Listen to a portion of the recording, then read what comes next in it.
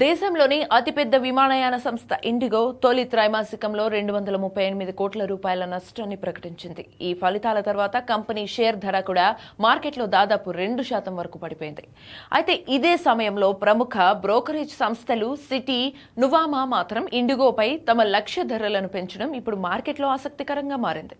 ఇందుకు ప్రధాన కారణం ఈ నష్టం కంపెనీ వ్యాపారంలో బలహీనత వల్ల కాదని విశ్లేషకులు చెబుతున్నారు. ఇజ్రాయెల్, ఇరాన్ ఉద్రిక్తతలు, విమానాల రద్దు, కొన్ని మార్గాల్లో కార్యకలాపాలకు అంతరాయం, అలాగే విదేశీ మారకపు విలువల్లో వచ్చిన మార్పులు వంటి తాత్కాలిక కారణాల వల్ల ఈ ప్రభావం కనిపించిందని వారు భావిస్తున్నారు.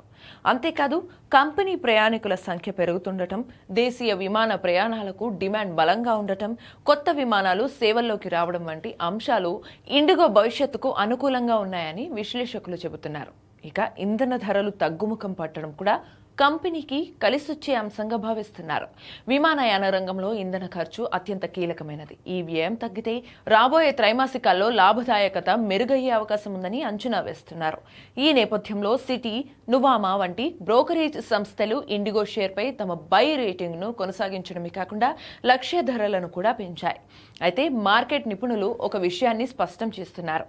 ఒక త్రైమాసిక ఫలితాలను మాత్రమే చూసి పెట్టుబడి నిర్ణయం తీసుకోవడం సరైన విధానం కాదని, కంపెనీ దీర్ఘకాలిక వృద్ధి అవకాశాలు, వ్యాపార విస్తరణ, ఆదాయ సామర్థ్యాన్ని కూడా పరిగణలోకి తీసుకోవాలని సూచిస్తున్నారు.